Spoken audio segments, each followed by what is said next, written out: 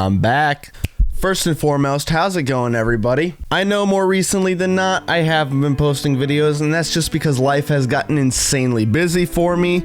But you know how it goes. Over the past few months, I've been wondering if I should do a content switch and just kind of move things around a little bit. Mainly because I realized that some possible choices of videos that I had made in the past may not necessarily have sent my YouTube career off to a very good start, if you catch my drift. There is something that I learned from that. In the process of trying to figure out what exactly I am good at as far as making content and what exactly I should do, I came across the realization what I'm very good at is being a professional hater. Now, does that mean this whole channel is going to be a professional hater? No, obviously not. But are we going to be talking about some spicy topics today? Yes, we are. So let's get into it, guys. Let's talk about fake drumming. I'm sure more recently than not, if you've been paying attention to what's been going on in the music industry and all that, there's been a lot of really crazy things happening, especially in the modern drumming world. Archspire recently announced that their drummer,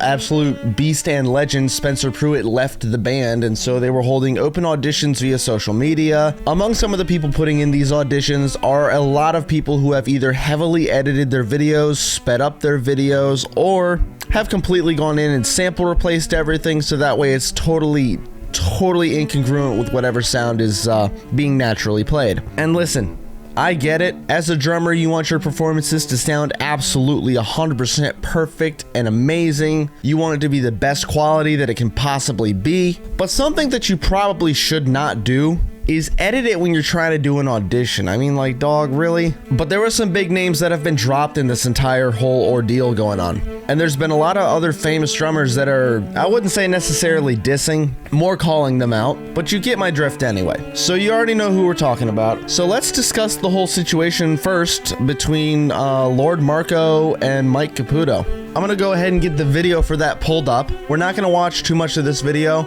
Really, it's just gonna be a couple of highlights, and then we're gonna move on to the second part of the video.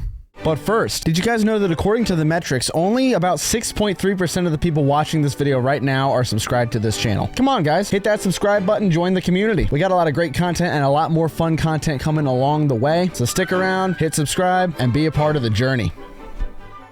There we go. All right, let's begin and take a look and see what's going on with this whole drama between Lord Marco and Mike Caputo, the current drummer for Job for a Cowboy, former drummer of Rings of Saturn, Brand of Sacrifice, and a whole bunch of these other crazy bands. So before this video officially starts, I just want to say, don't harass anybody. Don't attack anybody. This video is just to be educational and analytical. Everything I'm using in this video is fair use. Yes, so we got to get all the disclaimers out of the way first. He goes on to say a few other things in this video about how he thinks Lord Marco is a good drummer. Sounds familiar, doesn't it? And he continues by going on to say that there's an epidemic of fake drumming videos going on ever since this whole Archspire thing's gone. So if this video somehow disappears, it's most likely because of a false copyright strike being filed against it, and if that is the case, I will post about it on my socials and you will all see it. By the way, I've done a review already on Mike Caputo. He is the real deal. He's an absolutely fantastic and phenomenal drummer. I've also seen him play live with Enterprise Earth when he was doing a quick tour with them, opening for Shadow of Intent, and that was absolutely incredible. He did a fantastic job. The dude's an all-around beast, and most of the videos that he posts out are just straight up him natty drumming, and I fully support that. I love natty drumming. I love the way that it sounds because it sounds so raw and real. It gives you a much more of a realistic approach on how actual drumming is going to sound. And that's without all the sample layering, that's without all the replacements, that's without all the triggers, and then going in and quantizing. It's without all that BS, and it's giving you an actual raw perspective on what it sounds like live. So we're gonna zoom ahead in this video real quick, simply because we don't really need necessarily a whole lot of backstory going on here. I just want to necessarily review the part where he is calling him out and showing some examples of fake drumming. Alright, so here's a video that Marco posted. Once again, he claims all of his videos are raw, unedited, and live, just straight off the floor. What you're seeing is what you're hearing. He even says in the description, all drums were recorded live using 10 microphones into a Roland Octa 10 interface with Reaper DAW. So, he's claiming this is live, which, sure, he might have played things live and tracked them. But we're going to get into the nitty-gritty here. Let's begin, shall we? One thing, too, I will say as an audio engineer myself is that if you are using anything like a MIDI map or triggers or anything like that, which according to the drum kit you can see here, he is using triggers, it is really easy to just go in and then just quantize and use a MIDI map to change things up and add notes and whatnot. It's really not that hard to go in and edit a drum performance to look and sound better than it actually was when you're using triggers, when you're using a MIDI map, when you're using a MIDI interface. It's really not that hard. So that would be my first red flag in looking at this video, is first thing, looking at it and seeing that he's got triggers set up on here and then claiming that everything is raw and live using 10 microphones. Yeah, you can use the triggers for some extra sampling on the snare per se, and maybe some extra depth if you wanted to add a little bit more on there. And I've seen people do that before. They set their triggers at like 30% and they just use that as like a way to help add a little bit of extra beef into the snare. But that's my first red flag right there, would be to see that he's got triggers set up. I want you to look at this little white thing right here. It's kind of hard to see, but that's the left beater for his double pedal. He's using a double pedal on one single kick drum right here. So this beater is for his left leg, and then his right leg is on a pedal, on a pedal as well on the kick drum. You just can't see the beater because it's under this tom. So we're skipping ahead to the end of this video. There's a bunch of little things I could point out in the middle. There's a lot. There's so many. There's little bursts here and there that are at 300 BPM, by the way. 16th notes at 300 BPM, where he doesn't even use the left beater. It's just, you hear it going off, and it's just not moving, right? That's not possible. I'm going to give him the benefit of the doubt and say that he's playing double strokes at 300 BPM. He's said in the past that double strokes give him problems, so he just doesn't do them. He just twitches and plays singles. But I'm going to give him the benefit of the doubt. Maybe he learned how to do doubles for this video. Now, here's one thing I will say. Double strokes are an absolutely fantastic and phenomenal technique. And there is a group of drummers out there that say that double strokes is cheating. It is not.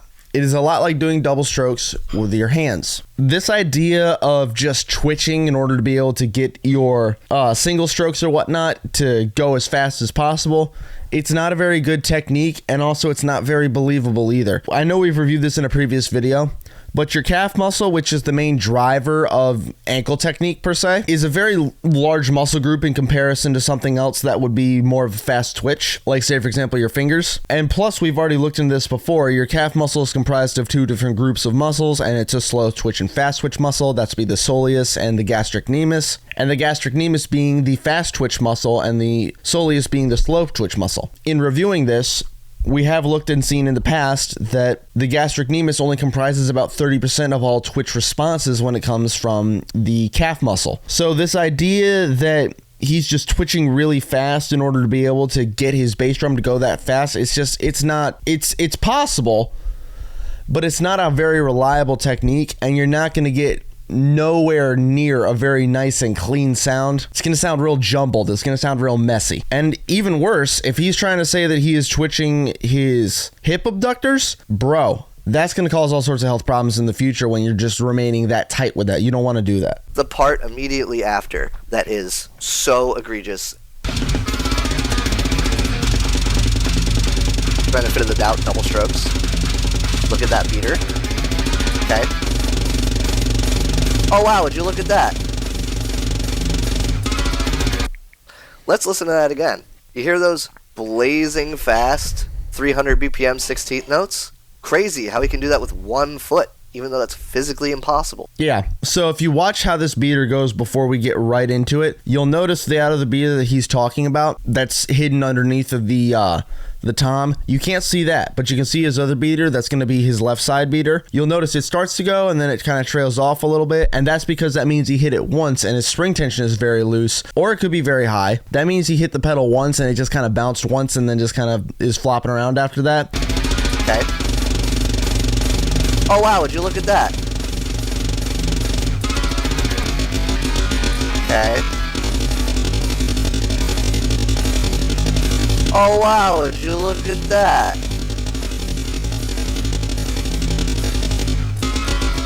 Opening and closing the hi-hat with his left foot the whole time, by the way. So, right there, egregious editing. Absolutely. Now, here's the thing. Do a lot of modern metal drummers and do a lot of modern drummers in general, when they go into studio, have to edit their drums. Absolutely. Unfortunately, I hate to say this, and unfortunately, as someone who does work in audio engineering, I have done this as well. When someone is looking for a specific sound and they want to get a specific type of vibe from their drums or from guitar or really any type of instrument, they will do whatever it takes and whatever is necessary in order to be able to get that sound.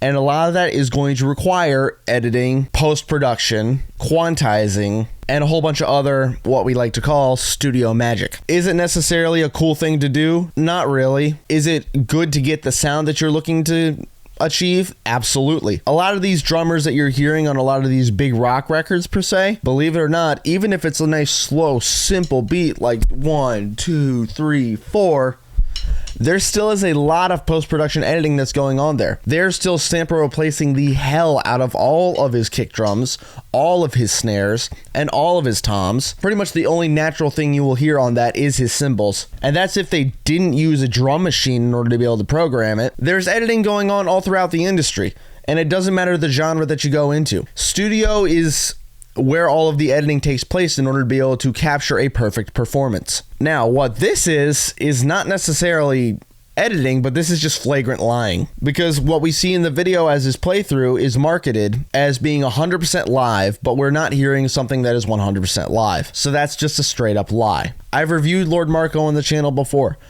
and I'm going to be honest, I think Lord Marco's a good drummer. And one thing that Mike Caputo says is that before all this started, at the beginning of the video, he thought and said Lord Marco is a good drummer. Someone can absolutely be a good drummer, but if they don't have faith in themselves, they will go in and they will edit their videos. They will go in and they will edit their performances, because there's just something in the back of the brain that's like, hey, I can't leave a single mistake in here. I need it to be perfect as possible. Sometimes having a mistake in there is definitely okay. And I'm going to be honest with you guys, I would much rather myself prefer a nice raw and natty drum mix that is unedited in any way and is straight live off the floor. And yeah, it might have a couple mistakes in it, but it gives me a more realistic perspective on what's being played. Which brings us to our next drummer that we're going to talk about, Ricardo Merlini, the absolute speed demon himself, considered to be one of the fastest drummers known to man. And he was called out by none other than one of the top natty or not drummers out there, who made a whole entire YouTube career calling out fake drummers and calling out fake performances, Craig Reynolds. Now, don't get me wrong, I love Ricardo Merlini's drumming sometimes. Dude is wicked fast no matter what, but there is some editing that's going on here.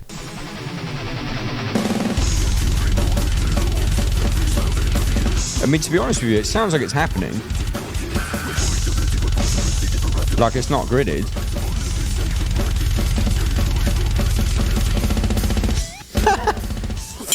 Right off. This is why it pisses me off.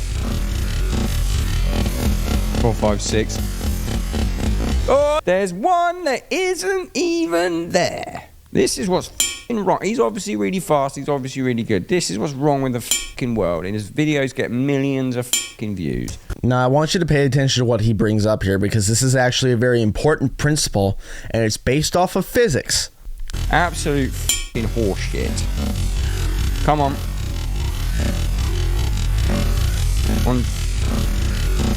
1, 2, 3, 4, 5, 6.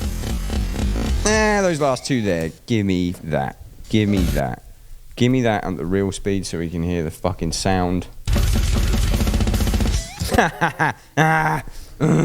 He's missing one hit completely, and two of the hits, so the last three hits, he's missing the middle one of the last three, and then the first one and the last one they would be so inaudible. So it's been triggered. That's it. I'm not saying it's edited. I'm saying it's definitely triggered. This is why I stopped doing it. Right? Someone in the YouTube chat says clean, and then cleaner than bleached air. So obviously dunking on me.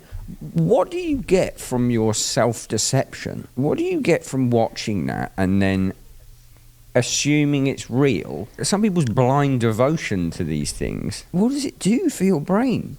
I get like honest opinion. Like, does it make you push yourself harder? Because there is an argument for that. Yeah, but it helps out people who can't play and look up to these people. That's the classic argument that Instagram models that juice all their photos up. Oh, I just want to inspire people.